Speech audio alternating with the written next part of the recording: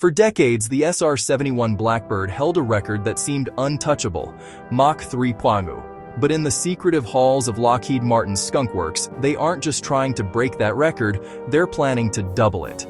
Imagine a drone that can cross the Atlantic in less than an hour, flying so fast that traditional air defenses become mathematically obsolete. This isn't science fiction. This is the SR-72 Darkstar, and the era of hypersonic dominance has officially arrived. Welcome back. Today, we're diving into the most anticipated aerospace project of the 21st century.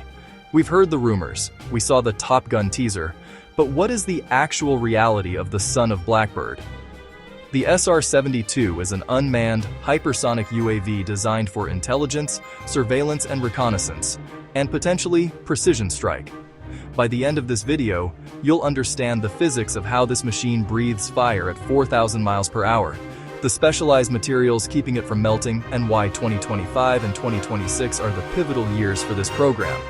Let's get into the tech that makes the SR-72 truly untouchable. To understand where we're going, we have to look at where we started. The original SR-71 was a masterpiece of 1960s engineering. Its defense wasn't stealth, it was pure, unadulterated speed. If a surface-to-air missile was launched, the pilot simply pushed the throttle forward and outran it. But the SR-71 retired in 1998, leaving a massive gap in high-speed ISR. Satellites are predictable. They follow orbits that enemies can track.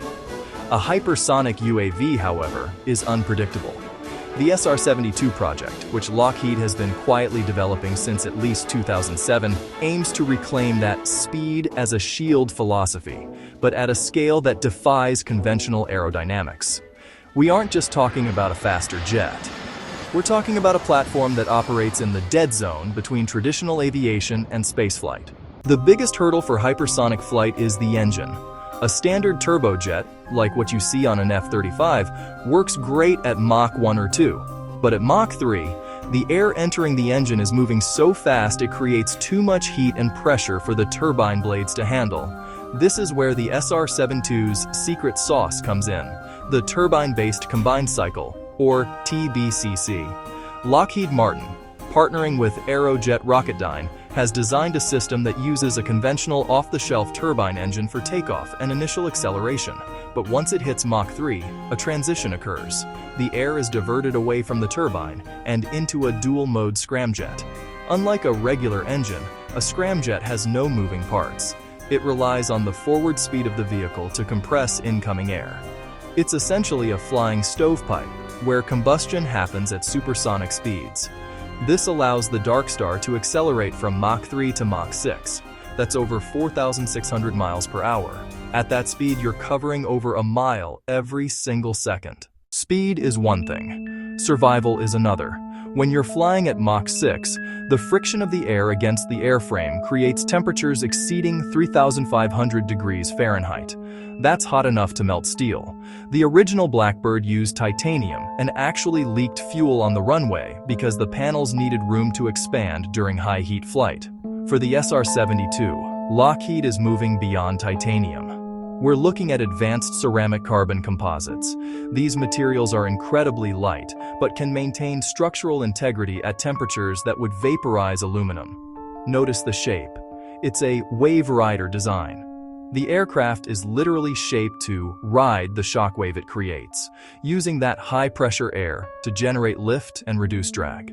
It's a delicate balance of thermodynamics and fluid dynamics that was impossible to simulate before the age of supercomputing. So, why build this? Why not just use satellites? The answer is response time.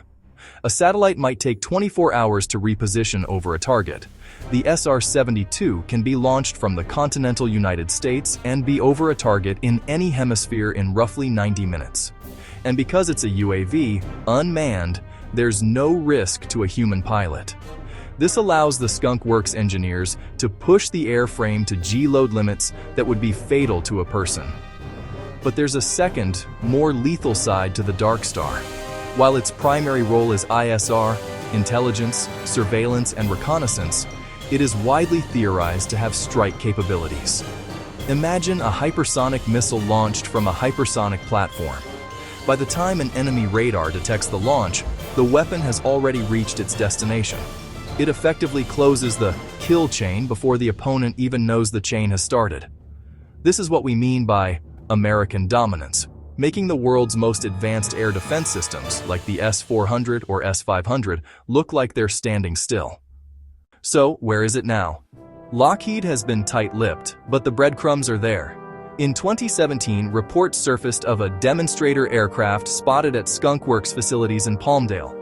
Executive statements have hinted that a flight research vehicle about the size of an F-22 could fly as early as 2025. We are currently in the most critical phase. The technology has moved from the laboratory to the flight line. While we might not see an official public unveiling in 2026, the progress in hypersonic propulsion suggests that the SR-72 is no longer a what-if, it's a when. The SR-72 Darkstar represents the pinnacle of aerospace engineering. It is a machine that challenges our understanding of physics to ensure that speed remains the ultimate high ground. We are moving toward a future where distance is no longer a defense. But what do you think?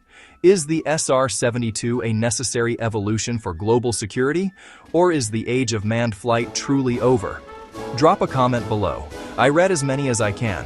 If you enjoyed this breakdown of the world's fastest UAV, do me a favor, hit that like button and subscribe to the channel.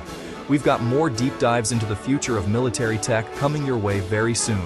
Thanks for watching American Military Dominance. We'll see you next time.